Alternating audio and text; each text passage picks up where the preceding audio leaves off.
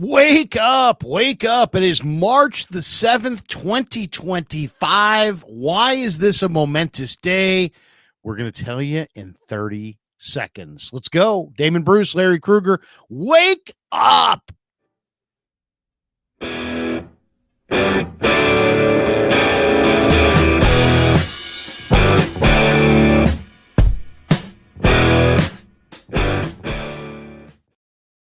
Welcome.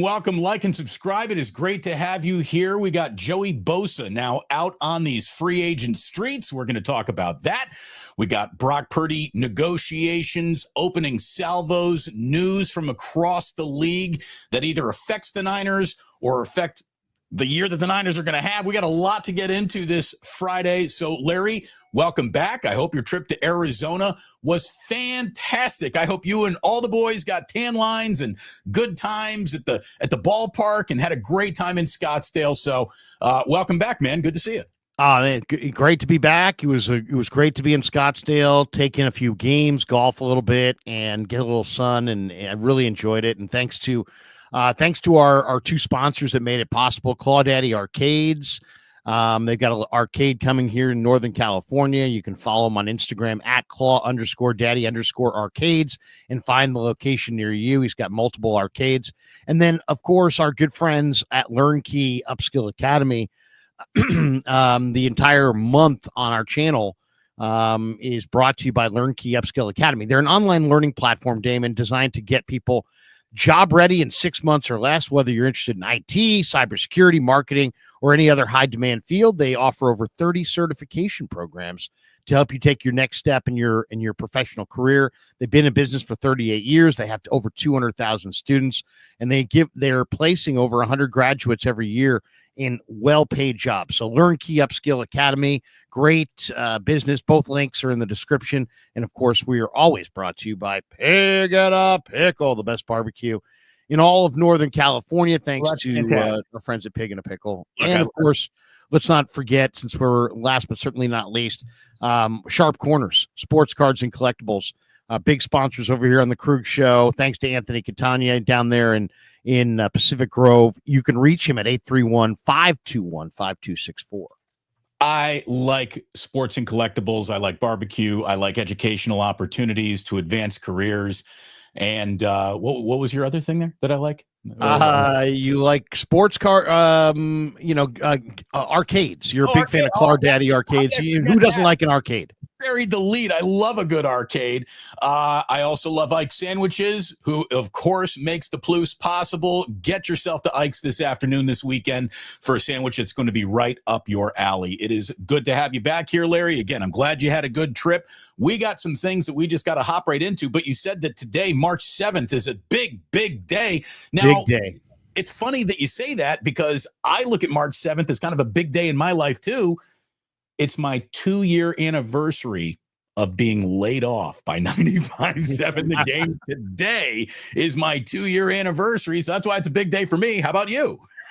Well, today is a big day because 22 years ago today, I was lucky enough at John Muir Hospital to welcome my first son to the world, Kevin Krueger, and today is his birthday. So happy birthday, Kev. Oh, geez.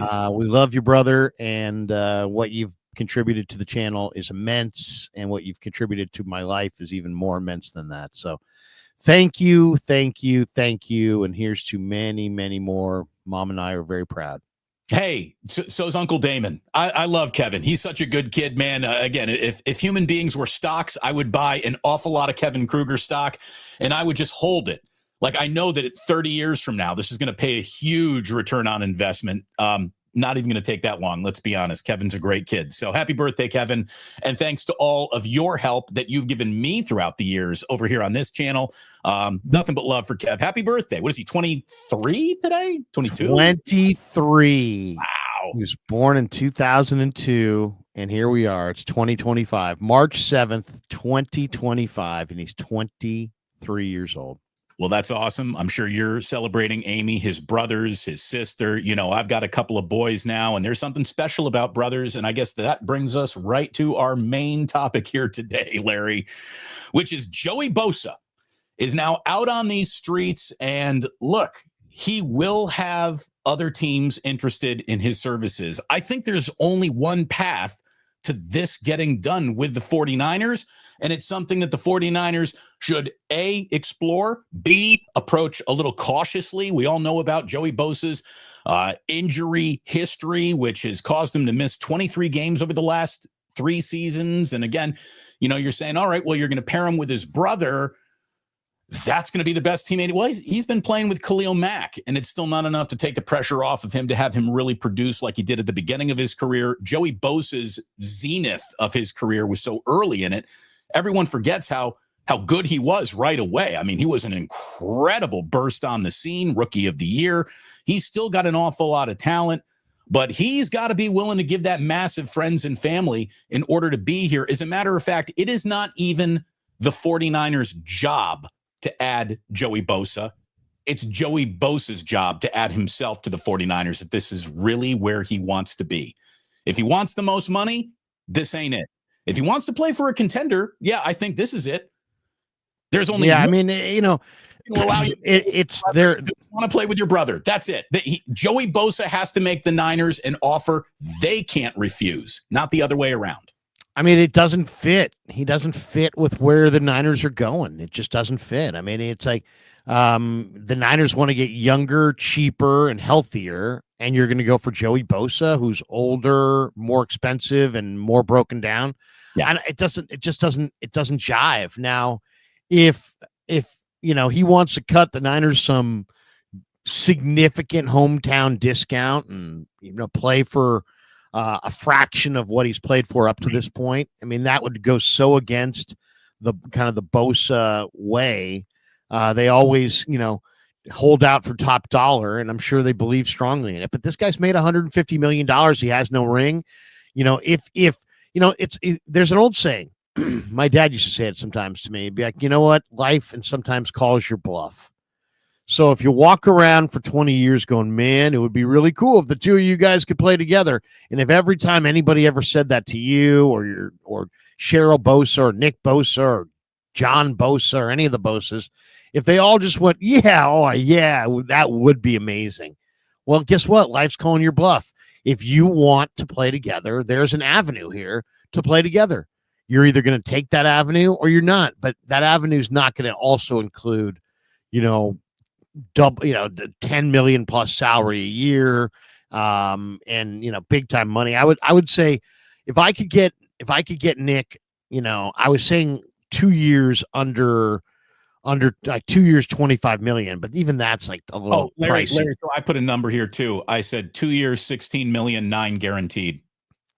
Yeah, I mean, a 1 year prove it deal might be the best way to go. 1 year, $8 million, all of it guaranteed, something like that. Something under 10 would be nice if they could get him for under 10. Now he's good against the run still. He had the 18th best defensive end Pro Football Focus run grade, so he's pretty good against the run. He hasn't been able to stay healthy, but he's a bigger bodied guy that would help him against the run. God knows they're going to need, according to Mayoko, they're going to maybe, offload both Leonard Floyd and Yatir Gross-Matos as cap casualties. Well, that takes a defensive line that's already thin and makes it enormously thin. So anybody sounds pretty good coming in. I like the idea that the Bosas will play well off each other. I think they'll motivate each other, but once again, it's like it has to be at the Niners price or it's not worth doing. Joey Bosa has to want to be on the 49ers more than the Niners should want Joey Bosa to be on the 49ers. And he's got to show that and reflect that in the deal that he's willing to take. And as he walks into Parag's office to ever even talk about this, he needs Nick with him, and Nick putting his contract right on Parag's desk and say, here's where you find your money. Restructure this. Take it from me to give to him. We do want to play. This is literally brothers want to be on the same team. That's the only place that this gets done. That's the only universe in which this could happen. And even if it does, again, Joey Bosa and Nick Bosa, both healthy, both playing together. Who wouldn't be interested in seeing that? We know that the 49ers would love to sell that. The Bosas might even come and, rent a place in Los Gatos to come on out here and watch their boys playing on the same team for the first time since St. Thomas Aquinas in Florida. I mean, these guys were at Ohio State together, but because of injuries and whatever, their playing days never really overlapped. This would be an opportunity for a very special La Familia Bosa to emerge here. And unless Joey's willing to leave a lot of money on the table to come here, again, you can probably get more money than the Niners are willing to offer. You can probably attach yourself to a contender, which the Niners also, I think, will be again. But there's only one team on the planet that allows you to come play with your baby brother.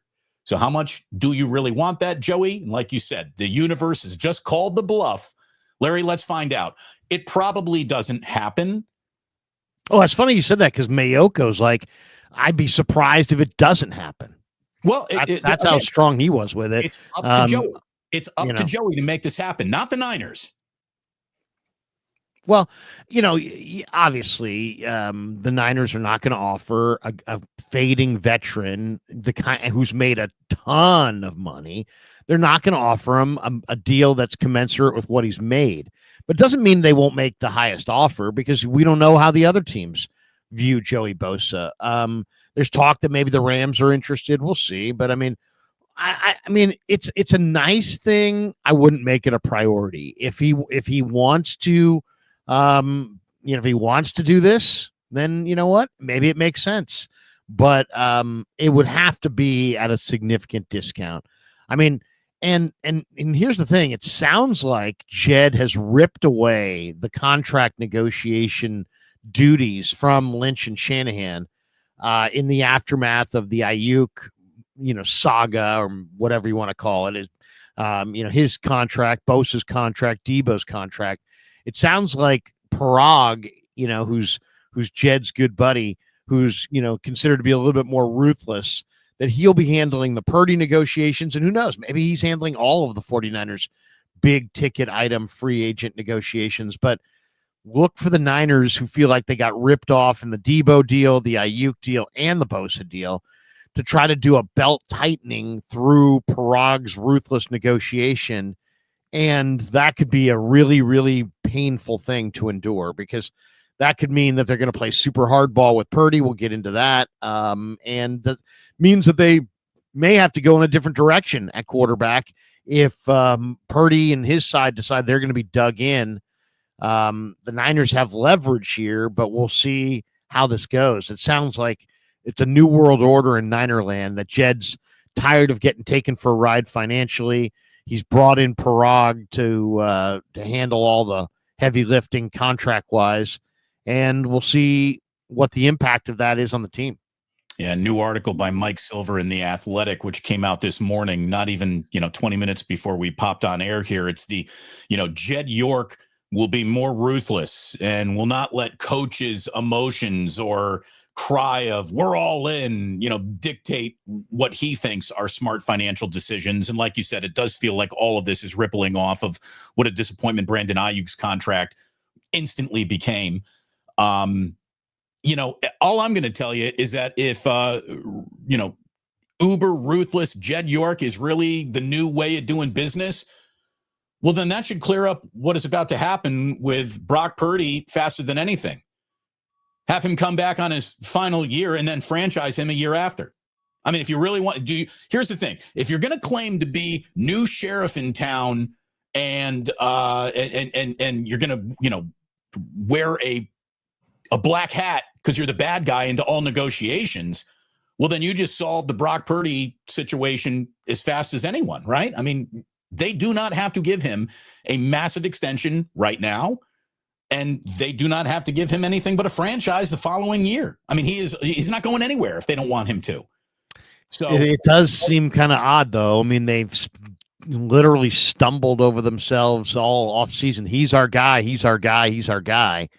Maybe Parag is taking over the negotiations as Jed's afraid that they won't be able to get a favorable deal. If he doesn't, that John and Kyle maybe are too close to the players and too close. I don't know. I don't know what the thought process is, but obviously a belt tightening means, it seems like it's really, really bad timing to have like a belt tightening as you're trying to figure out exactly where you want to pay your starting quarterback if you don't want to piss away the year. I mean, or the Eagles get their contracts done on time. I mean, right. Have you noticed that? All their contracts get done on time. The Niner contracts can never get done on time. So it's like, I don't care who's running the thing, but if Jed saves the money he wants to save, but Brock doesn't get signed till, late August, they're fools. Right. Yeah, no, I would agree with that too. Look, I also think that, okay, so if we were putting all of our NFL media members, certainly guys that you and I actually know, Larry, like would see us and identify us without reading our credentials. They know who we are. I would put Mike Silver right on the top shelf liquor part of the bar. He is very good at what he does. Mike Silver is connected, and at no point in time would I ever position Mike as a useful idiot for NFL teams. Does he take messages from front offices and make them public? Yes, but I don't think Mike is being used as some useful idiot. However, there is absolutely, to me, no coincidence at all here that as the Brock negotiations are happening in public for the very first time, that this comes out, right? Like you said, the timing is just weird on all this. Why would you start saber rattling about your, how tough you're going to be on everybody contractually while you are slipping into the biggest contractual period of the entire year? So it feels like there is some motivation to have this out here. And I don't know if we're being set up for, good news, bad news, or whatever. Like I told you, John Lynch was talking so glowingly about Dre Greenlaw at the combine. The little bell that went off in my mind was, he's setting everybody up for him not coming back. He's setting everybody up for Dre is so good at what he does. There will be so many teams interested in him that we're not going to be able to afford to bring him back because he's going to have the 3-year bigger than we can give him deal waiting for him somewhere else. Like that's the way I felt about it. Just me personally, just my hunch. And it seems more and more like they're getting further away from Dre Greenlaw's return than closer to it actually happening. So interesting times all around the 49ers for sure. And I mean, where do you want to go from here? Do you want to talk about well, let's talk about Greenlaw for a second. You just brought him up. The Commanders are signing Bobby Wagner, who I think is a very good Greenlaw comp. Obviously, Wagner's going to the Hall of Fame, but he's a veteran linebacker. He's a leader. He's a playmaker whose best days are behind him. And they agreed on a 1-year. What's that? Still incredibly impactful player. Well, and they agreed on a 1-year deal worth up to $9.5 million with $8 million guaranteed. Why couldn't the Niners work out that kind of a deal for Greenlaw? It doesn't have to be quite that much. How about 1 year at $8 million with $6 million guaranteed or something like that? But I mean, that's that 1 year kind of a deal. First of all, any 1 year deal, it should all be guaranteed. I mean, who's going to take a 1 year guarantee with, caveats? I mean, like the whole point of you get a 1 year deal is you give it to me all now. I'll give you one last year now. And I mean, $9.5 million of Wagner deal and 8's guaranteed. So I'm sure, they like anything else, Damon. I mean, it's like you're going to have incentives. If you're going to have incentives, you're going to have incentives, and they're probably going to be like games played. So, there you go. You have $8 million guaranteed, but if you play more than X number of games, you make 9.5. It's a way for the team to protect themselves against the guy taking $8 million guaranteed and just saying, I'm going to Devondre Campbell it. I don't want to go in. I don't want to play. I don't want to do this. So basically it's a 1 year, 9.5. It's probably more like a 1 year, $10 million deal. $8 million's guaranteed and $2 million you're going to have to show up for the games for. But right, I mean, right. It makes sense. But I mean, that's the kind of deal that the Niners ought to sign with Greenlaw. And I'd love to see him back. But, the bottom line on this thing is that if everybody can look at the Niners and say, oh man, they should have traded Debo. They should have, moved off of Ayuk. Well, should they then take the guys who are coming off good years now and trade them for picks because their market's hot? Should you entertain offers for Bosa and Kittle and some of your better players because you're going to have kind of a transition period here? I mean, it's kind of it's hard to know what the Niners' vision of their franchise is. Are they going to be, Tim has made it seem like, yeah, they want to save money on Debo and Ayuk and some of these guys, but that they're still going to go out and spend significant money in free agency. And it's not that they're trying to save money. They just want better decisions. I don't know. We're going to find out here. The 12th is coming up on Monday or on Wednesday. We'll find out for sure free agency opens, but Monday is the non-tampering period. So starting on Monday, we're going to hear huge names, huge decisions, guys who've been cut, guys who've been traded, guys who have been signed, and it won't come official until the 12th. Yeah, lots about to happen, which, Jed York saber rattling about how tough he's about to be in negotiations. Again, it feels like there's some timing there that is not just coincidental. But I also think as the 49ers look at their offseason and what they need to do and wanting to be more cash out, financially responsible, I kind of reject that there's some big transition that's about to happen. I don't think this is a massive transition. I think things are pointed in you're a contender, behave as such direction. Sal is back in the room. They're going to have a special teams that isn't helping the other team win games for the first time in multiple years, you would hope. You're going to have the draft, the free agency, add-ons and additions that are going to make an already pretty goddamn good football team, hopefully even better, going up against the last place schedule that if you just look at it right now, there's a whole bunch of, as much as the NFL could offer a cream puff to you, waiting for the 49ers on this coming out schedule next season. I just... Who's going to play wide receiver? Well, who's going to play on the defensive line? Who's going to play linebacker? Who's going to play in the secondary? I mean, they got a ton of problems. The guys that they have just coming back healthy should solve some of these problems. They really should. The most interesting thing that I read this week. Who's coming back healthy? Well, hold on here. To solve these problems. Christian McCaffrey, number one. First name on top of that list, without a doubt. Number one with a bullet. Number two, his name's Trent Williams. That guy coming back and having a fully healthy year puts the 49ers in a much different position they were in last year. Why is he going to be fully healthy? He's a year older. Hey, I mean, you see what I'm saying? I mean, these things are, yeah, if Trent Williams comes back and somehow is healthier next year, a year older than he was last year, a year younger, I mean, it's like, yeah, sure. We spent all season deconstructing what's going wrong with the 49ers, the coach's approach, the offseason approach, Shanahan's in-game losing of the magical play calling that he distributed throughout the years, all the red zone problems, which we so thoroughly freaking discussed. I don't want to even talk about them anymore. What really did the 49ers in more than anything else last year? It's the thing that does in every single football team when it happens to them. Injuries. Injuries are what happened to the Niners more than Shanahan forgot how to coach or they forgot how to score touchdowns or and here's the numbers right here. Nicholas McGee of Niners Nation said that there was a study that looked at AGL, adjusted games lost data for the 2024 season, and the results pretty much show exactly where the 49ers were. AGL is a metric that measures aggregated impact of injuries on a team in any given season. Again, if you have a season-ending injury in week 16, it doesn't impact you nearly as much as a season-ending injury in week 2. If your backup guard is who's injured, that doesn't affect you and this score nearly as much as your starting wide receiver running back, okay? So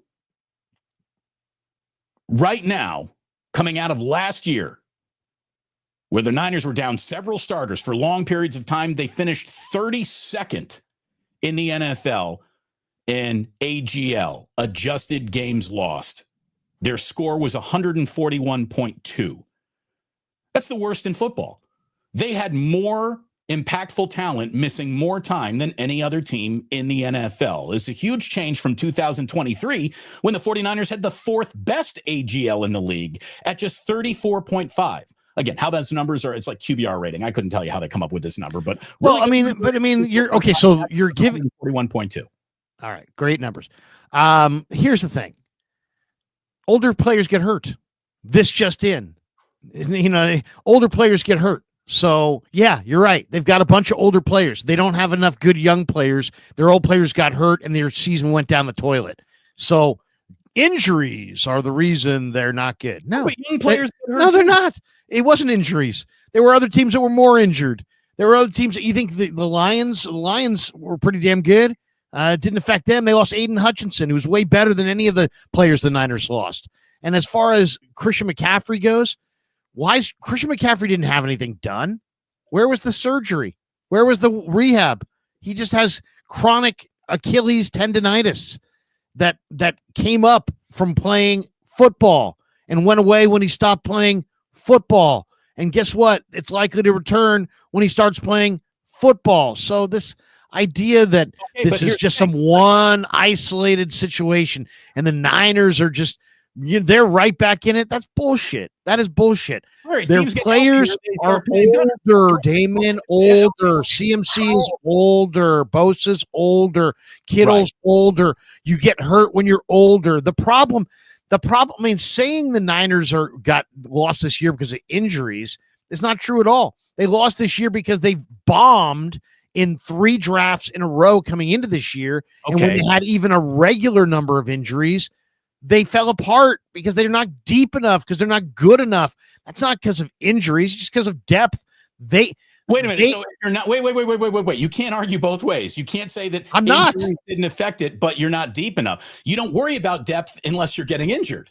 No, but the problem is not the injuries. Everybody got injured. More other teams were more injured. No, this is literally their other teams lost more man games. I don't know what your equation is, but the Niners did not lead the NFL in games missed because of injury. They did not. But games missed is a silly way to look at it. That's like looking at total yardage, not expected wins or points added per game. They're the oldest team in the game, Damon. That's why they got hurt. I mean, right. But and why are they the oldest team in the game? Because they missed on the first and second and third round for 3 years in a row. That's the problem. The problem isn't the injuries. Everybody has injuries. The problem is the next man up mentality only works if the next man up is good. Right. But you can't, you can drag in bad decisions of the last 3 years, but just looking at the 49ers in the vacuum of last season, they missed more impactful snaps.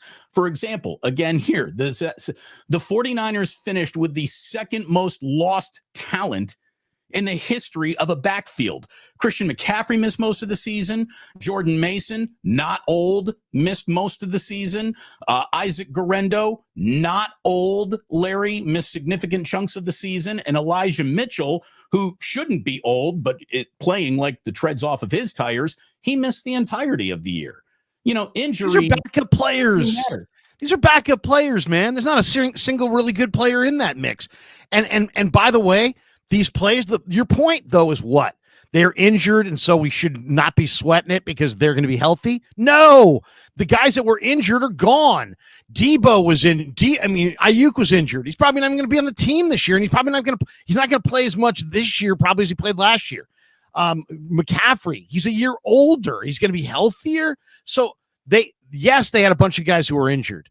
But it wasn't like it was an isolated thing. Oh, you know what? He broke his forearm and he'll be back. He's 23, he broke his forearm, but he'll be back this year. He's good as new. No, they had the kinds of injuries that are going to make you forever diminished. Do you really think that Brandon Ayuk is going to come back at the same level that he left? He tore the ACL, the MCL, and the meniscus on one play. He's going to be diminished. Or do we really believe that CMC, a year older, is going to be better coming off of 2 Achilles that he didn't have surgically repaired? I don't. Your argument cut him? Is your argument get rid of him then? My argument is your argument is that it's that last year was an isolated instance. And I'm saying no, it's not. I'm saying they're old and they're thin and they're going to be more hurt. It's not about last year. It's about older players getting hurt. Period. 2 years ago, they weren't exactly young as spring chickens. They didn't get hurt. They went to a Super Bowl. They had Debo Samuel, Brandon Ayuk, and Christian McCaffrey. Things end. Think you get old quick in the NFL. I mean, the 49ers had Willis and Bowman, and then 2 years later, poof, they're gone. Well, the same thing's happening here. The Niners had Ayuk, the Niners had Debo, the Niners had CMC. Poof, they're all gone. Debo's gone. Ayuk's on the verge of being gone, and CMC, who knows? I mean, he's got what? Why should we believe that CMC is better than his Achilles are going to be better this year with no surgery than they were last year? Look, and he's coming off a PCL as well. It's just, I don't know if better's available. I don't know if he can have another offensive player of the year, but I'm going to tell you, I'd rather have Christian McCaffrey in his current situation than a lot of other running backs in this league, because he's Christian McCaffrey, and even half of Christian McCaffrey is still better than a lot of these guys. So yeah, I do think he's going to have a good year. And if he's not, then yeah, I mean, you might as well push the chips in and start talking about 2026. I mean, I'm just saying, there's just, I mean, just because, you were hurt 2 years ago or you were hurt last year, this isn't baseball, man. Guys don't have a down year on the back end of their career and bounce back in this sport outside of kickers and quarterbacks. Everybody else, it's a physical sport. If you have a down year in your 30s, there's no Barry Bonds, Roger Clemens. Oh, you get a second. No, you don't. Once you have a down year, you just keep getting worse and worse and worse. If you can name me an older player that had a down year and then bounce back with a big year, I don't remember it in football. So I'm not expecting a lot out of Ayuk, much out of CMC. Trent didn't play this year because they were out of it. I mean, he could have played down the stretch. He just decided not to play because they're like, hey, we don't need, why risk it? They're in the midst of saying goodbye, it sounds like, to Leonard Floyd, Yatir Gross-Matos, a bunch of guys on their front. It doesn't sound like they're bringing back Afanga, Banks, Greenlaw. They're all moving on. They're tightening the belt on the quarterback. They're in the midst of a reset, rebuild. All right, and so that's where they're at. So remember how you feel about this. If they don't make the playoffs, don't be angry. Don't be angry if they don't make the playoffs. And if you really feel how you feel, then you're predicting that the 49ers are not going to be good next year. No, I'm not. I'm countering your idea that it was a one isolated year and that their biggest issue you just said is the injuries. It's not. It's not the injuries. I'm not the saying that. biggest issue is nowhere close to the injuries. This formula that was in a story. You call up Nicholas McGee and you yell at him about his numbers that he's sharing. I'm just sharing with you information. You can be as angry or as mad at the information as you want. I'm not mad at anything. I'm just you're making it seem like the injuries were their downfall, and the injuries were not their downfall. How about this? Christian McCaffrey gives the 49ers 17 healthy regular season games next year. Do you like their chances of being a playoff team? Once again, do you want to bet on that? Do you want to bet on that? I mean, I don't want to bet on that. They're betting on that. Do you want to bet on Christian McCaffrey? So in a super physical sport, if all their players are healthy, will they be better? Well, yeah, they'll be better. But that's not the issue. The issue is that they have holes everywhere on this roster right now. They don't have a backup quarterback. They don't have a really good running back behind McCaffrey because Garendo is not a great running back, and J.P. Mason, I think, is probably going to be traded. As far as receivers, their receivers are not good. Their offensive line is subpar. Their defensive line is absolutely a ridiculous shell of what it used to be. Their linebacking core is decrepit and old. Their secondary has some good young players and still needs help. They're not going anywhere, man. This is not a good football team right now. They are not one player away. Yelling and screaming that they should sign old, banged up guys is not the solution. It's just not. I mean, just because people know those names doesn't mean those are the answers. So all I would say is, get ready for probably a two-year, project of rebuilding. But it's not like they can no longer do what they've done, which is, hey man, just get healthier and run it back. No. You're there's too many holes. They're no longer there. They're no longer in that. Hey, if they just get, no, they're not. They got 16 holes. I think a good draft and a couple of smart free agent decisions against the last place schedule, Robert Saleh's return, and a coaching staff that I believe in. I think they're a playoff team next year, Larry. I don't think they're nearly as far away as you do. And I think an added. When did I say they weren't a playoff team? I just said they're going through. We haven't even had the draft or free agency. Right now, they're not. To look at last year and to say that last year was about injuries, that's missing the boat. It's not about injuries. It looks like it was about injuries. Why? Because guys that could have come back didn't come back. And so it looks like, oh, yeah, well, you missed this guy and that guy and this guy and that guy. You weren't winning games with any of these guys. You didn't win hardly any games last year. The best win you had was a mediocre win at home over the Tampa Bay Buccaneers, who rolled in with no Godwin and no Evans. So you're not on the verge of anything. You're not close. But I'm just saying, I'm not saying making a statement they're not going to the playoffs. Nobody would make that statement right now. They're going to hopefully add 25 new players to a 53-man roster. The point is, though, it's not like like the Eagles ran it back this year. They got a couple guys in the draft, a couple free agents, but they had players. They just had other problems. They had bad coordinators. They had players. The Niners are not the Eagles. They do not have the depth on the offensive line. They do not have the depth on the defensive line. An injury to the 49ers, when they're down a starter, makes them more vulnerable than other teams that didn't blow years upon years of early round draft picks.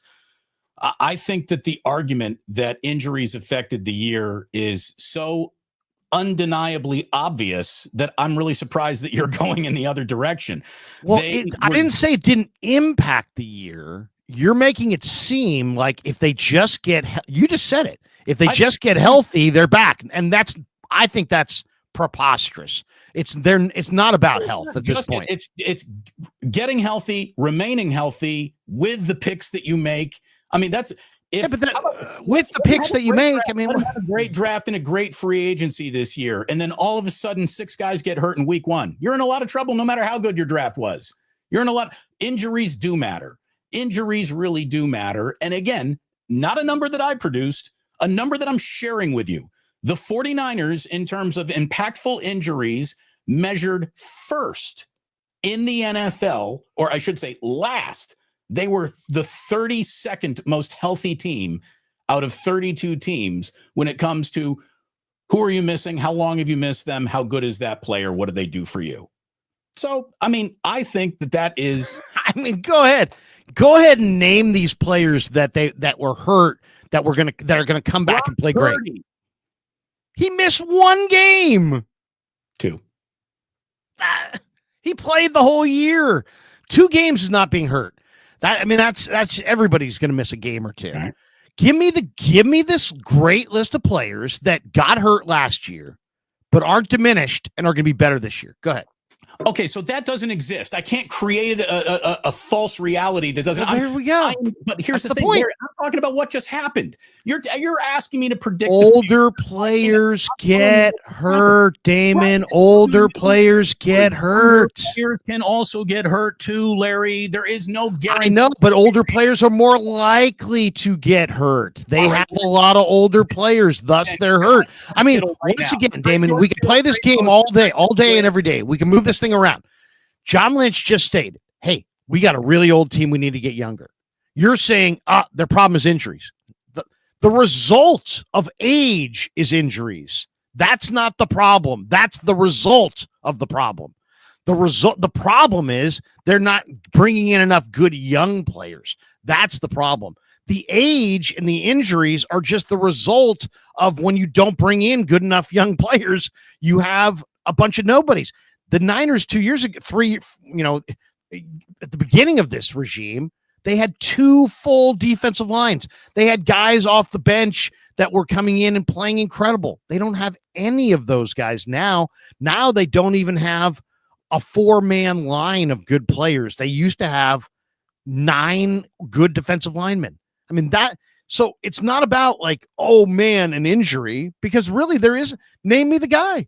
I mean, outside of Dre Greenlaw is the one guy who you might be able to say is going to come back and be healthier. And even that, it's like he played 2 games. It's probably wishful thinking.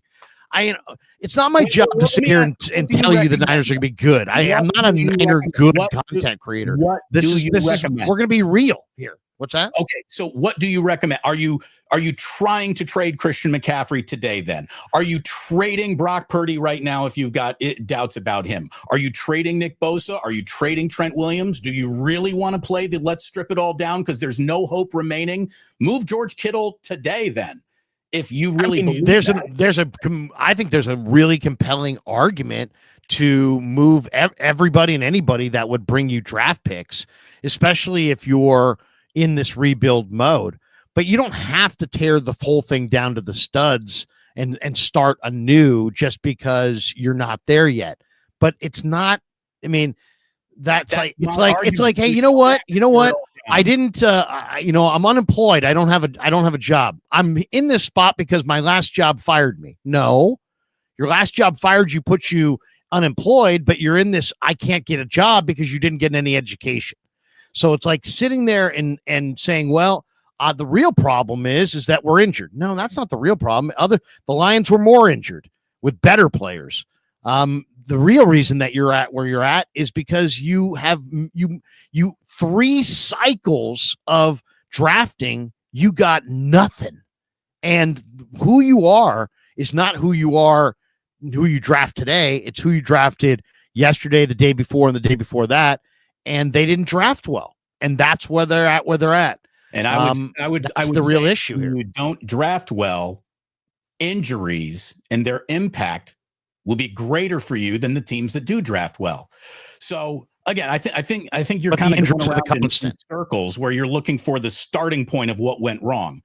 I'm not looking for the starting point. I'm just looking at last year.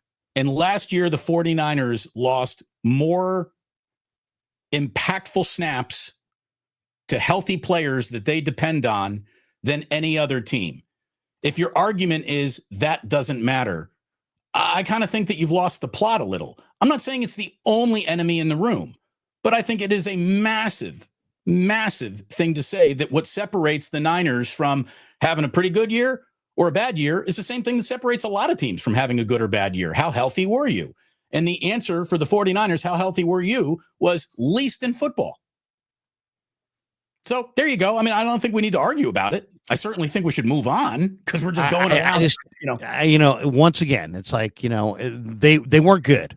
Okay, they weren't good. There's people like, hey, Larry, you're making the 49ers sound like they're a tire fire. They are a tire fire. They won 6 games. Oh, they are a tire fire. Get real. This is it. Brittany Osler. Larry, you're making it sound like the 49ers are a dumpster fire. They are a dumpster fire. Noel Carranza. The 6-12 49ers are crap. You fans are fucking delusional. Noel, thank you.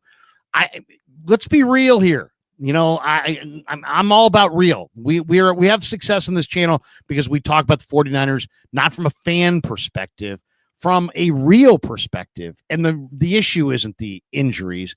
The issue is their horrible personnel. Fanboy. What's that?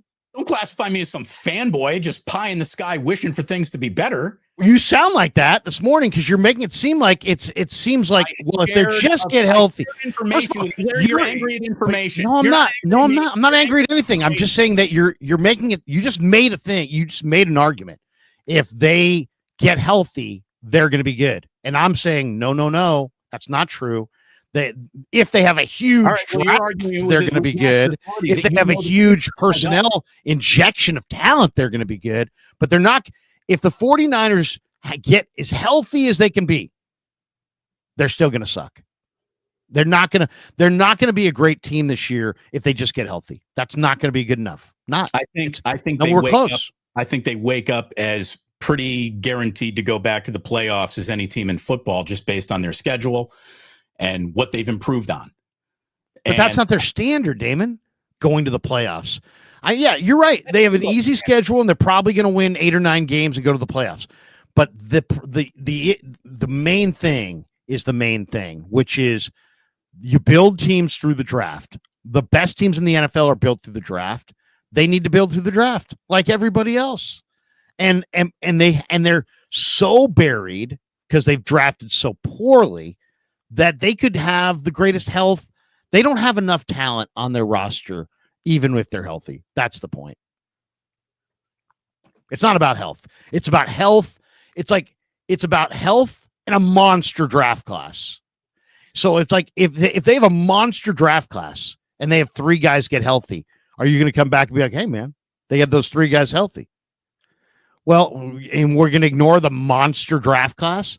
All right, the monster draft class is first, second, and third. The injuries, because in reality, Damon.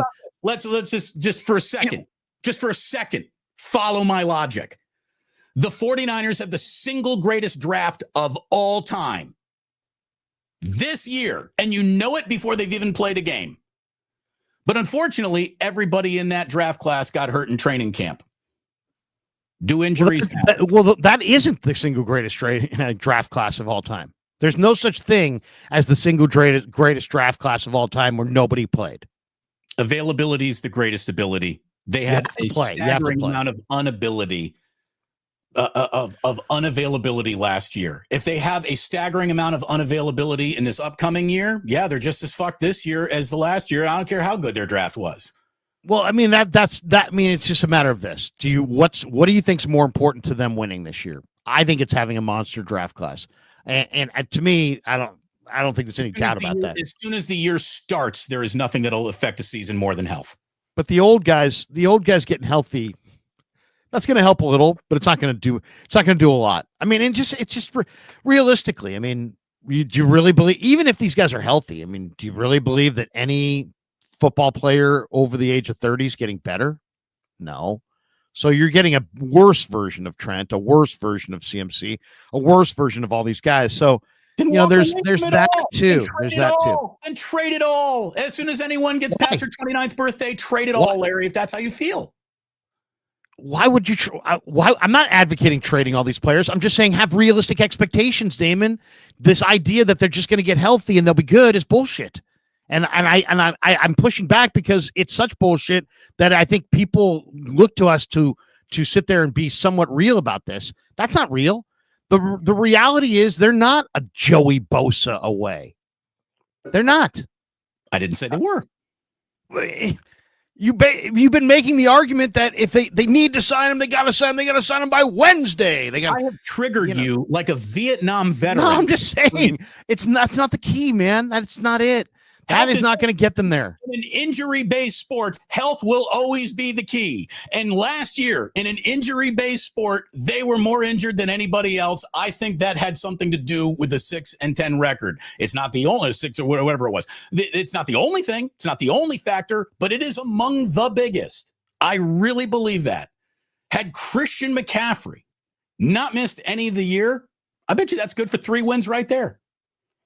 But he did. So what are you going to do? We're just trying to retroactively try to explain what happened. The lost games due to injury doesn't mean, just don't even worry about this upcoming draft. Everyone's going to get healthy. I didn't make that argument. You sound like you're trying to make me having made that argument. No, you basically said it. You said if they just get healthy with their schedule, they're going to run it back. And it's like, that's not it. Going to be a playoff team next year by getting healthy with better coaching and a special teams that isn't sabotaging your chance to win week after week. I think those 3 things are absolutely arrows pointed in the right direction for a team that's looking for arrows to get pointed back in the right direction. And I would disagree. And you have Aaron, you have to have a new left guard, Aaron Banks. That's not about healthy. That's about a new left guard. All right. I think you get Jake that. Brendel wasn't very good last year, Damon. He's healthy. So what's the problem? He's healthy, but he's not very good. So there's another guy that it's not about Jake Brendel needs to get healthy. Jake Brendel's healthy. So if he's healthy, then why is he ranked 42nd among centers? You know, I wouldn't have played the guy either. Colt McKivitz was healthy. Ricky Pearsall played 4 games in a row. He was healthy. He didn't catch a single pass in those 4 games. Jacob Cowing was healthy. He only had like 4 catches all year. Let him even get out on the field. Kittle was healthy all year. What are the odds that happens next year, a year older? I'm just saying it's not about the injuries, dude. It's about they've missed so much. All right. That they have no talent. They have no talent. Talent wins, dude. It's pro sports. You got to have talent. That's the biggest issue. Their lack of talent is their biggest issue. You could say it's injuries, but the guys that you're hoping are going to be back are all on the wrong side of 30 with the kinds of injuries that really don't make you better. I mean, CMC's injury, it's not the kind of injury that makes you better. Ayuk's injury is not the kind of injury that you're like, it doesn't matter. It was just he just broke his clavicle. No, that heals, right? That's not what Ayuk has. So there you go. I mean, you've got injury. I love Greenlaw. Love him. Want him back. But you know what? I think his injuries are probably next year when an important 49er gets hurt. Don't say a fucking word about it, Larry. Don't say a word. Why? You just said injuries don't matter. It's going to affect this team at all. Damon, you said injuries, if they get healthy, they're back. And I'm saying that's bullshit. They're not back. You on the other day were advocating that they need to get Joey Bosa, who's old, broken down, and they need to get him by Wednesday, is what you said. No, wait a second. I mean, that to me is that's what you need to get. You need to get an old defensive end who's broken down and hasn't had double-digit sacks in 4 years. That is so urgent that they have to get it done by Wednesday? No, that's what I'm saying. That Joey Bosa needs to make the contract so easy to agree to that the 49ers can't say no. At that price, of course we'll add you, Joey. We're still drafting edge. We're still drafting D-line in this upcoming draft. Joey Bosa is a piece. And if you can put that piece on your team, that piece comes with, some deals that you're making with the devil. You might get the very best out of him because he's excited to play with his brother and he's feeling good and he's finally healthy. Or it's the guy who's missed 23 games over the last 3 years and hasn't had double-digit sacks since 2021. That's why it's got to be a not hometown discount. It's got to be I want to be with my brother level discount. If the price is right, Joey Bosa is an easy ad. If the price is right, and if the price is wrong, you don't add him. I mean, it's a great story. It'll be a great story, but I don't think it's anything more than that. And also, I just don't think. I mean, let's be honest. I mean, the Schefter report from last week was what? It was the 49ers are willing to listen to trades for just about anyone with their current cap situation. If a team's willing to take on Brandon Ayuk's contract, the Niners would definitely listen. So they're shopping just about anyone looking for cap room, but then they're going to turn around and add this older player. It's a great name, and I understand why people are excited about the idea, and I'm sure Cheryl Bosa would be excited to go to one football game and follow one team instead of two teams. But by the way, who gets to wear 97?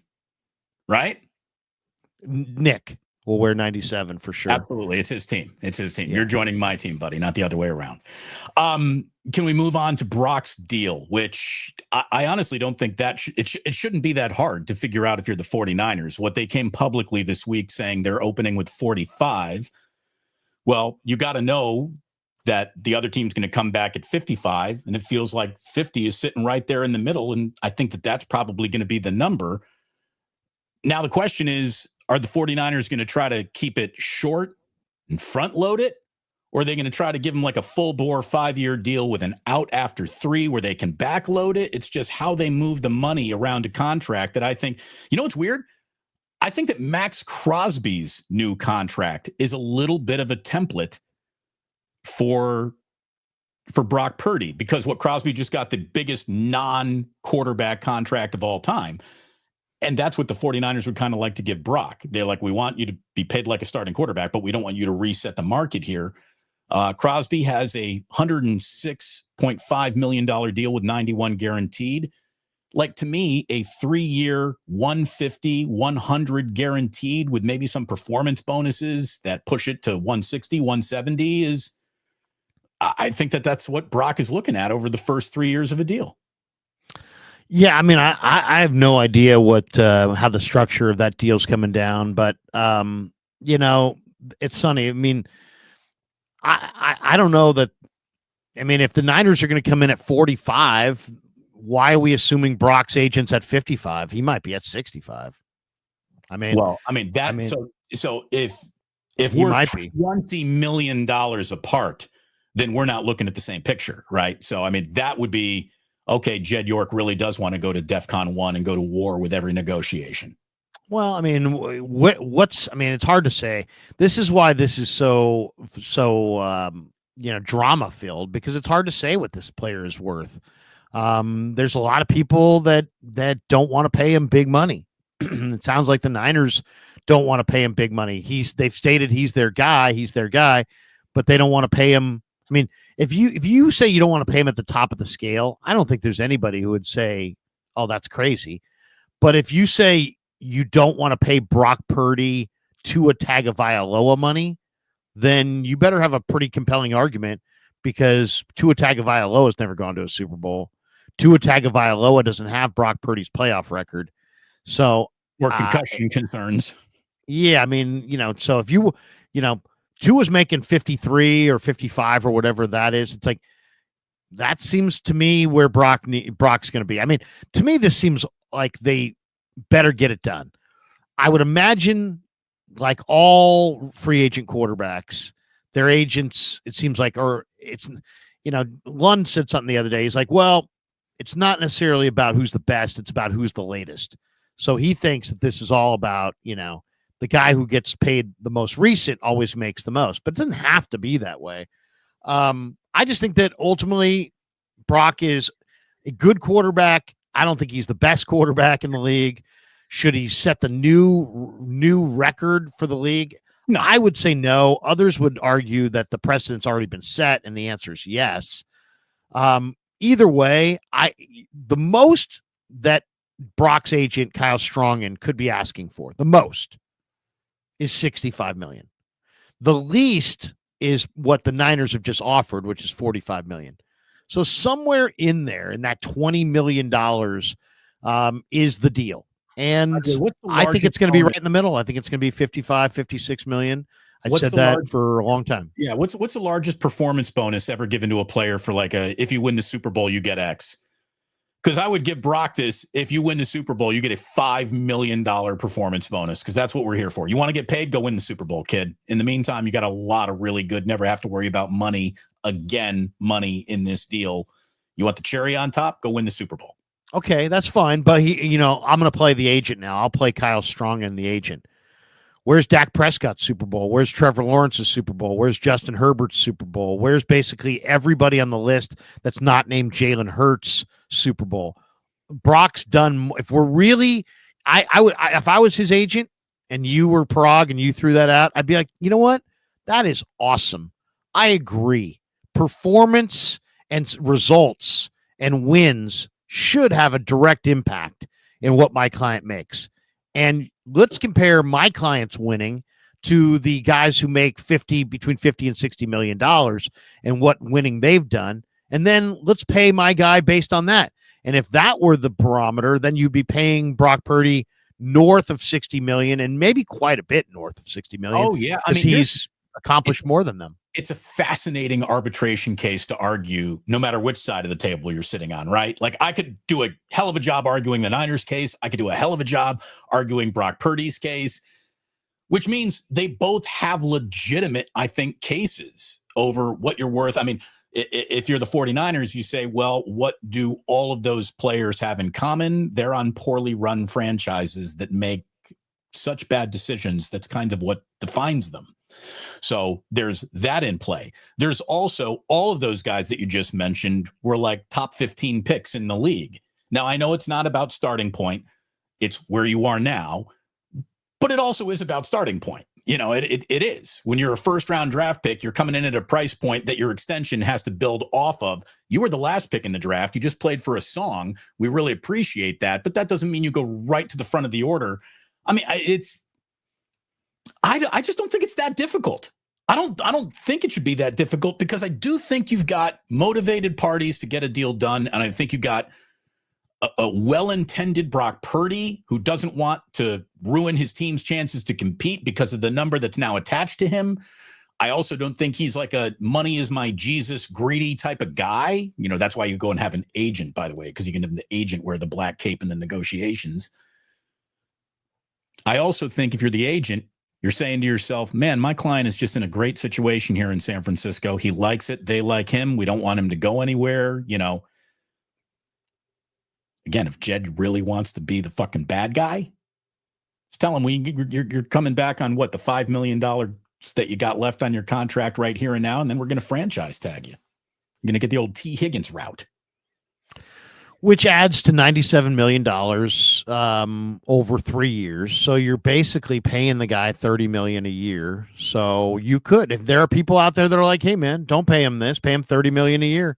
Great. Well, then you just franchise, as Damon said, let him play out the last year at 5.1. Then you franchise him in year one for 41. You franchise him in year two for 51. And then you control he really has no say in what he makes for 3 years if you want to do this. If you give him like the big, though, 5-6 year contract, it actually gives the team a little bit more wiggle room in the contract, because they can move money around that 5-year period. And at the end of it, just based on what we know now, what quarterbacks are going for, the increases in salary cap that are going up massively year over year now, the number that everyone gets huge sticker shock from today in year 5 of Brock's deal is probably a middle of the pack quarterback contract, right? A quarterback making $50 million 5 years from now in the year 2030 is a Honda Civic, right? I mean, that's going to be standard across all starting quarterbacks in this league will be making $50 million a year, probably in the next 5 to 10 years. It's just going to be a $50 million position. I mean, they're clearly hedging. They're clearly hedging on this player. So they're hedging. I mean, some people could say, well, it's just a negotiation. This is the beginning. This is how it works. Okay, that's fine. But they're clearly either uncomfortable with his value or trying to redefine the value or just trying to play super hardball. And we're going to find out, because here's the bottom line on this thing. Brock Purdy, he has a contract. He's going to want to show up to the OTAs. He's going to want to show up and be there practicing. Well, what if he doesn't have a contract? At one point, I as much as this looks like an easy deal, it's like, hey, the top of the pay is $65 million. The Niners are offering 45. How about, meet in the middle, 55, boom, there you go. Should be easy enough.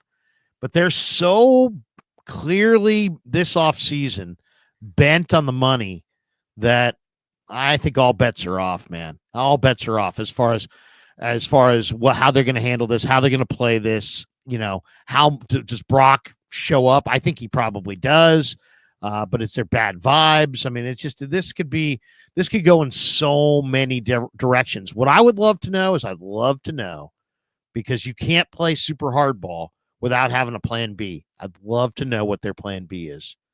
What is plan B? Is it Kirk Cousins? Is it Aaron Rodgers? Is it Justin Fields? Is it Zach Wilson? Is it Mac Jones? Daniel Jones? I mean, should have been playing Tanner Mordecai in those last couple throwaway weeks last year, so you at least know what you got in him. I think they really pissed away the last couple of weeks of last season too. They didn't explore their depth of their team at all. Where was fucking Tariq Owens? Why didn't we get to see him at the end of the year? Yeah, well, I mean, now we're being told that, they don't need a receiver. They like Tariq Owens. Well, we're great. that is going to be, interesting. Take a guy who barely played high school, didn't really do much in college, just because he's athletic, run him through some drills and be like, hey, this is an NFL receiver. We'll see. We'll see. I mean, that would be the ultimate ultimate statement of genes mean everything, because this guy had no real high school or college to speak of, production wise, and yet, if he makes it as an NFL player, that would be something. That would be something. I mean, look, the Bay Area's done pretty well betting on the sons of former Hall of Famers, but it's hard to keep lightning striking over and over and over and over again. We'll see. We'll see. Larry, lots of supers. Let's hop into them. Lots of supers today. We got this one. And by the way, Jonathan Allen was released today by the Commanders. He was a guy that the Commanders had offered the 49ers in the Debo trade, and the Niners didn't want him at that point because they wanted to save the money more than they wanted the good defensive lineman.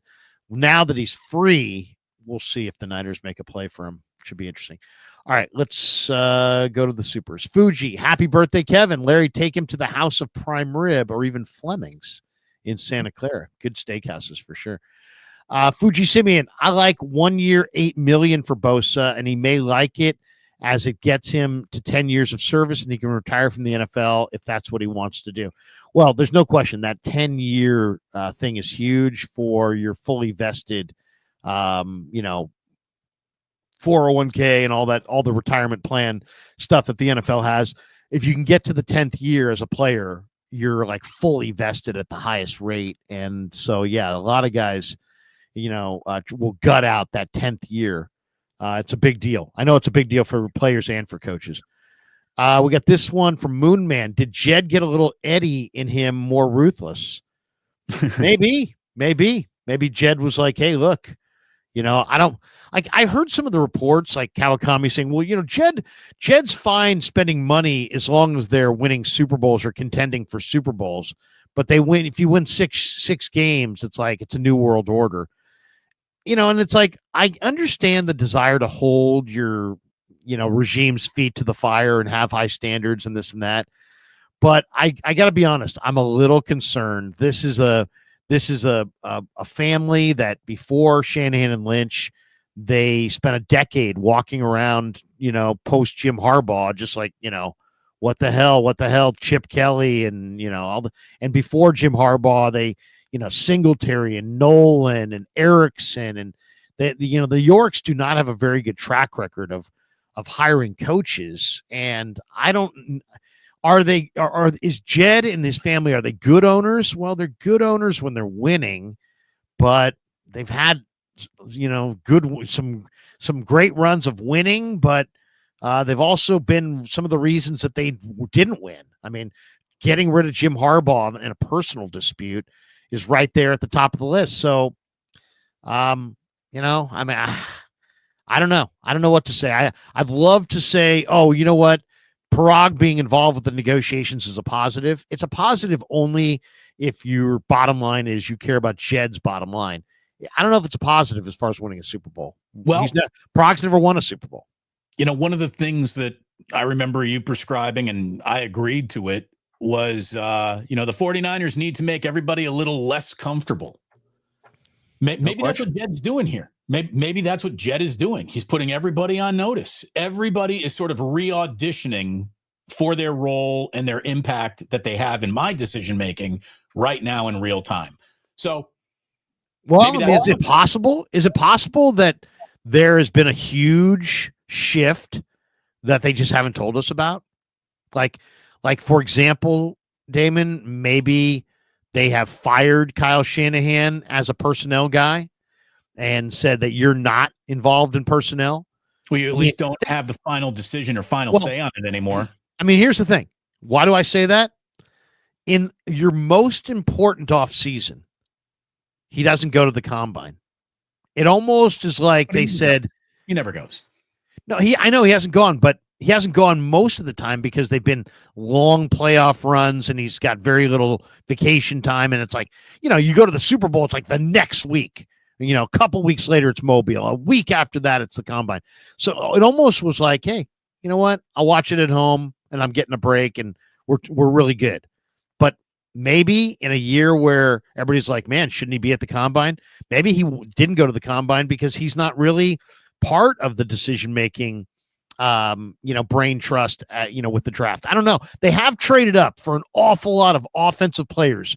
Dante Pettis, CJ Beathard, Jalen Hurd, Trey Sermon, and others Joe Williams, guys that should have been Shanahan kind of picks that bombed. And I wonder if they just said, hey, you know what, John, we don't trust you to do the negotiations. We're going to have Parag do it. You focus on the draft.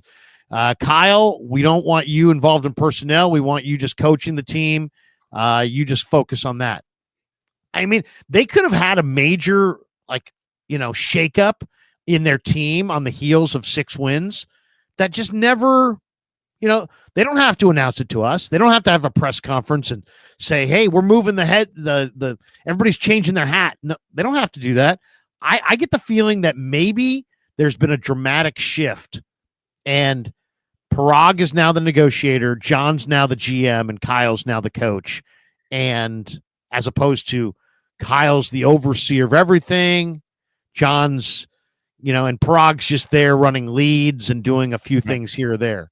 Hey, taking a little something off the guy's plate, I think will do him a lot of good. I really do. I think Shanahan has spread himself too thin. I'd rather Shanahan concentrate on special teams getting better than trying to figure out which 6th rounder they need to take. Yeah, let somebody else do that. It's a different skill set. Let somebody else do it. Joseph Ehrenberg, trade or moving on from Brock should mean trade every old player and restart everywhere. Coaches and GM included, no more chances or bites at the apple. Trade or moving on from Brock. Well, I don't think they're trading or moving on from Brock, but if they did, I don't know. To me, he's a young player, so he's a young player. So I mean, I don't think he's going to be traded. But it does make you wonder if you don't have Debo, and you know that for sure. And now Lynch is talking about Ayuk when asked about him, instead of saying he's here, he's not going anywhere, which is what you would expect a guy who signed a receiver a year ago to a 4-year, $120 million deal. When he gets asked the next year about his trade rumors, the answer is, yeah, hey, we just signed him. He's our guy. He's going to be here for a long time. And, obviously it's tough through this injury, but we're going to see what we can do and get through it. Nope, didn't say any of that. He said, yeah, we're the number 2 cash spending team. We can't continue this, and there will be an upside of this. We need to get younger. Well, what's this? And I read this as there's going to be an upside of the fact that we're about to trade Brandon Ayuk for pennies on the dollar. I think they're caring more about Jed's money than people even realize. I think they are going to wind up moving Ayuk. I don't think it's going to be a good deal. And I think there'll be some Niner fans that are like, what is going on? It's the old adage, the best time to get out of what you think is a bad investment is today, because it only costs more in the future. Right. And I think it's people say, well, what are they going to save? They're going to save a good chunk of money of that 120 if they can get out from underneath it. Now, the question is there a team willing to take on the player for any price? And I guess the question would be this. Let's just say New England, who wanted a big-time receiver, will take on Ayuk. What do you think the Niners would get in return? I mean, we know Debo went for a fifth. What's Ayuk? Oh, if the Patriots are willing to take on Ayuk's contract, kind of like the way the Commanders were, would you, and take that money off of? If the Niners get a financial break and the whatever team is willing to take Ayuk's contract, what's the price tag for him? It's got to be probably a 5th, 6th rounder and financial relief. That's what you're being offered. That's it. I think it might be higher than that, but that might be wishful thinking on my part. I think it's gonna be low. Let's go. I got to get going here soon, Larry. So let's kind of get Ehrenberg. They will be fully healthy for about 4 games. Oh, well, it's all downhill after that. Claude Eddie Arcades. He says, I'm not sold on the Bosa brothers reunion. Joey is cooked. Use that money to get Dre Greenlaw back, accumulate more draft capital, and invest in the trenches. Too many good D linemen and O linemen in this draft. Trust your scouts. Totally agree with that. L. Kurtz, we are in rebuild. Just admit it, guys. We're in a rebuild. I think it's a reload, not a rebuild. Fuji Simeon, semantics. I don't understand why Browns don't want to trade Garrett. Just start the rebuild already. Just curious what Trey Hendrickson trade fetches.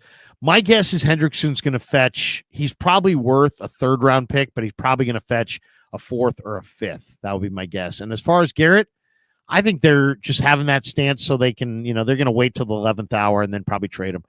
Ernberg says over under on 0.5 blown Achilles CMC. What do you got? You got to go over. Oh, take that under.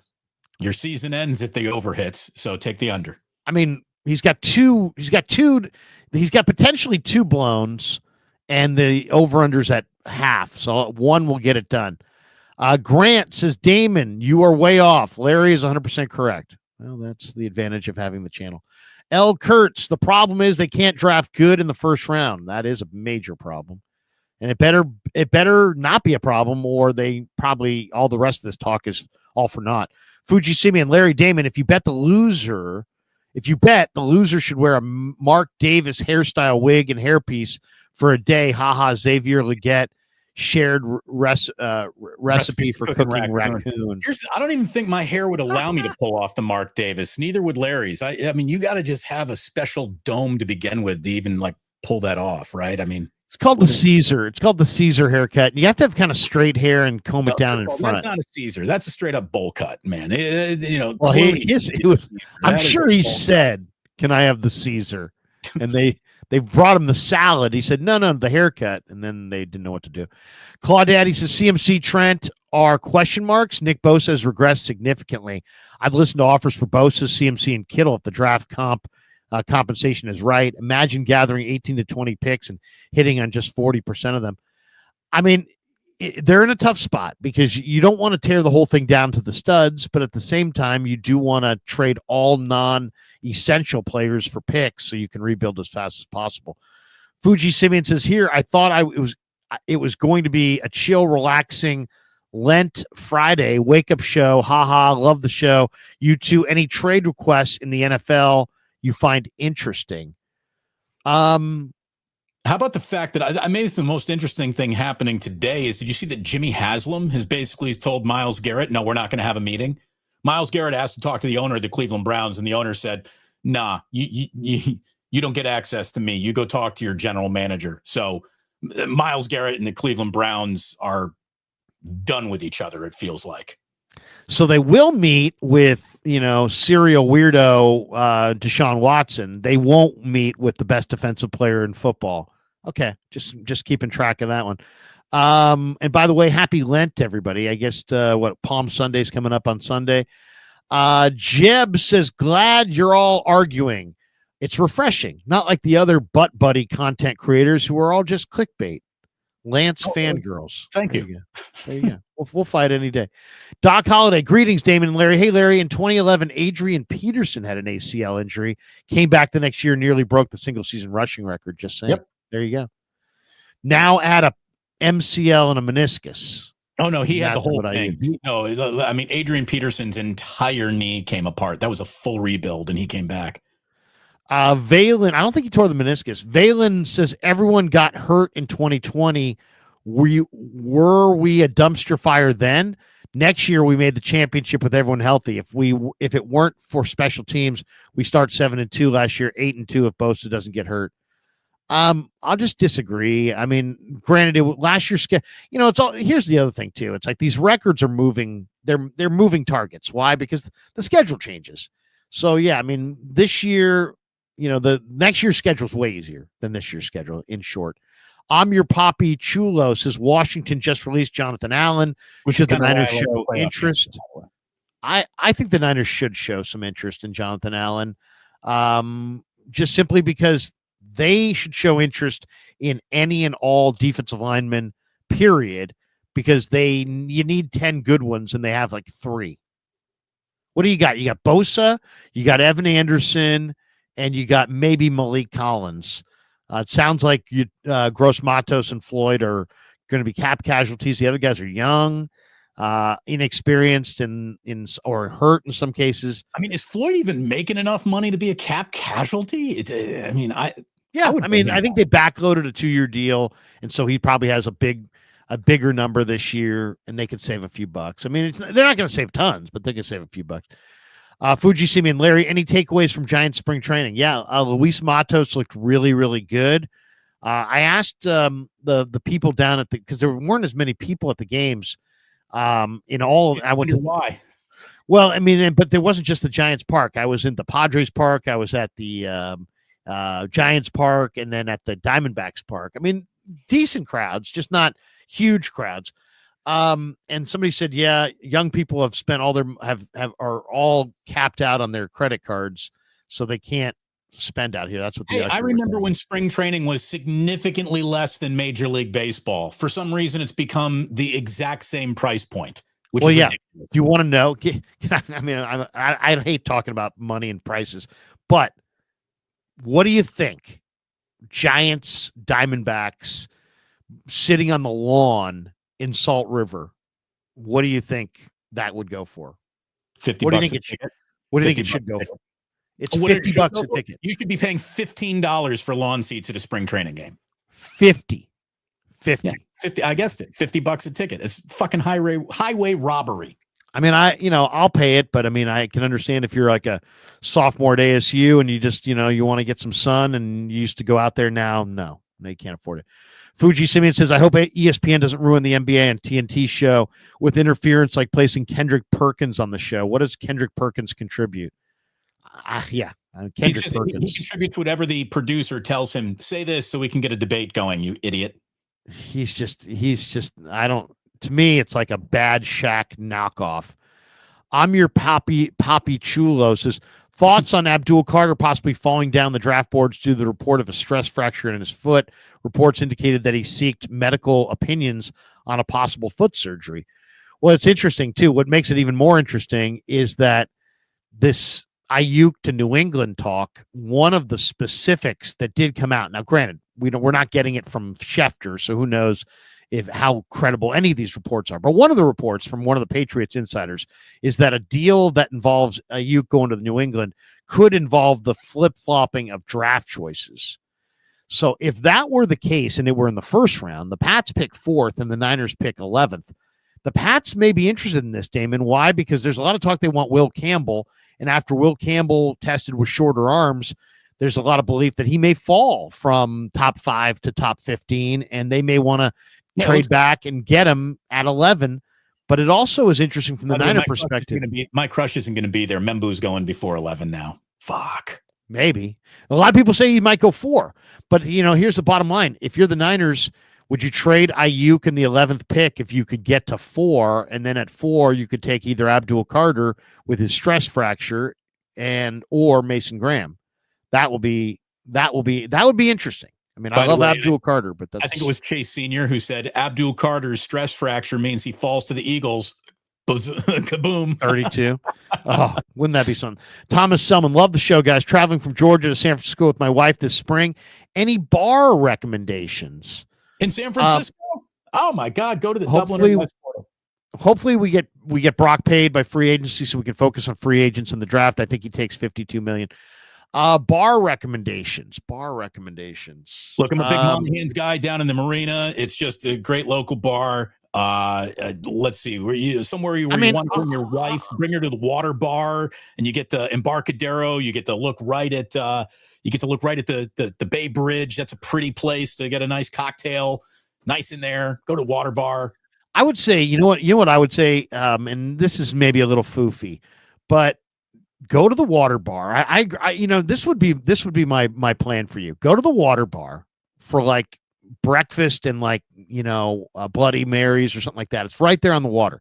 Then you walk about 100 yards down to the ferry building, jump a ferry, get over to Marin County, go sit on the patio at Sam's in Marin, and have a couple cocktails. You'll love it. The atmosphere is amazing. And then you'll get that bay cruise.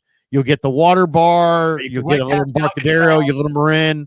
Let's just say this: when you're walking along the bay in the San Francisco, you're gonna be like, man, it's a little cold. when you get out to Marin, you're gonna be like, hey, Right. it's nice. Somebody turned the heat up by about 15 degrees. Yeah, it's warm. It's nice out here. Mason Davis says, could Ayuk fetch pick 83 in Freiermuth from the Steelers? No. I would say no. I would say it's probably an either or situation there. Ben Diesel says, I'd entertain the idea of trading CMC for some depth and draft capital. Wow. You better be in love with Garendo if you do that. Oh man, yeah. I'm hoping for CMC, but I gotta be honest. I'm very nervous about him with a recurrence. I think it's almost a fait accompli. Maybe I'm wrong. Barry Ford says, great show, guys. Love the passion. Drop this in the jar for Thank a you, brother. Barry. Thank you, Barry. That is going to do it for us on this Friday. Beautiful weather around the Bay Area. What do you got going with the boys today? You taking them to some park after school? What's on the docket? It's just gonna be a normal Friday night. Nothing out of the ordinary. Big weekend though of flag football. Lots going on over the weekend. Jack had to play through his first flag football game with really bad weather. It was like cold and wet and rainy. And he didn't walk off the field complaining not once. I'm like, there you go. That's what I need. I need a kid who's not afraid of the rain. So I was happy to say that. Gritty. Yeah, no, seriously. I mean, and that is because he's little. How old is he? How old is Jack? 5. Look, yeah. I'm posting a 3rd round grade on him. He's a day 2 guy. Most 5-year-olds are fair weather. You know what I mean? There aren't too many that are out there that have the grit to sit there and endure. But man, it's tough. I one time went to a flag football game with a full on hat, umbrella, scarf, jacket. Wind was howling. It was like 42 degrees. And I'm sitting there going, they're running around in shorts. I'm like, you know what? Should they even be out here? Am I a bad parent for even having my kid out here? But what the hell? If I could stand there and watch it, then I guess it was okay for him to be playing. Well, I got Nathan Hyatt coming in late here with a nice super sticker. Thank you very much for supporting the program, the programs. Like and subscribe to both the Krug Show and Damon Bruce Plus. And yeah, everybody have a great weekend, man. Everybody have a great weekend. And look at Ernberg. He's got to go negative. Your kid's probably better in the rain than Brock. Great. That's awesome. I'll say this, dude, the Bears are undefeated. They are 7-0, baby. They're the Bears. They're the Bears. Are they college Bears, like Cal Bears, or yes, in the every team in the in this flag football is a college team. It's Bears, Gators, Trojans, Longhorns, Bulldogs, Ducks, and who else is in there? Yeah. It's Louisville, I think, or something like that. Yeah, my Beavers. Next Level does a nice job. They really do a nice job, and the kids love it. The kids love it. And if you think your kid wants to play football, or if your kid thinks he wants to play football, let them play a couple years of flag and understand the flow and the whole thing. And then if they love it and they need it, then you know what? Then tackle footballs for them. If it's a good entree. It's a good entree to football one way or another. All right, that's going to do it for us. I'm going in 5 minutes with Chase Sr. on the Krug Show. Damon, are you going at 11 this morning? Absolutely. Getting into Brock's numbers, what those might look like, and why it shouldn't be nearly as hard as everyone's making it out to be.